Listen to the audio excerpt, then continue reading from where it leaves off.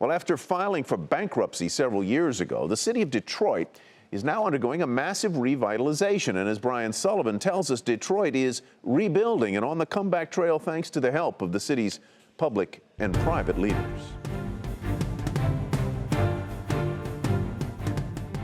Detroit filed for bankruptcy 3 years ago, but given all the growth, it feels a lot longer ago than that. Companies and their workers are once again moving downtown, and restaurants and retail are popping up everywhere. Quicken Loans founder Dan Gilbert is the man behind much of the rebirth. He's been buying and rebuilding millions of square feet downtown, and his Greektown casino and hotel complex has become the centerpiece of the action.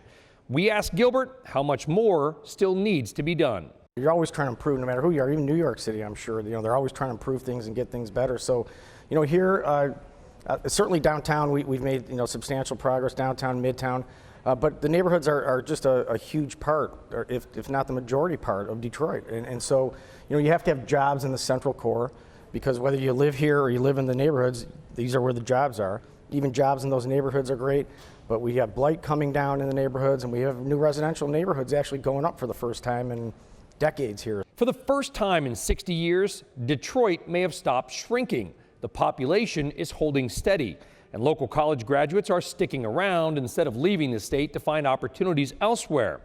The Ilitch family is another reason why. They founded Little Caesars Pizza and own both the Detroit Tigers and the Red Wings hockey team.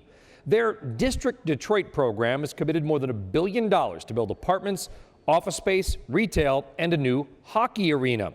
And Ilitch says there's a chance the Detroit Pistons basketball team could also be moving downtown. I hope it happens and hope to, I hope he's got something to announce before long. But all this development hasn't come without criticism.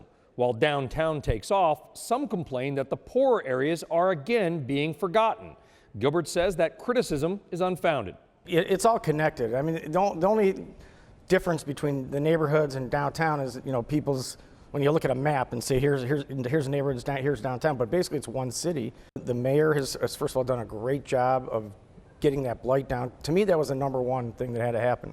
Almost 11,000 homes have been taken down in the last few years, 2-3 years.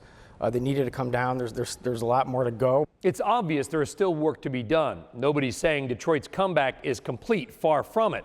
But for the first time in a long time, it's beginning to feel like Detroit's economic engine is once again firing on all cylinders. For Nightly Business Report in Detroit, Michigan, I'm Brian Sullivan.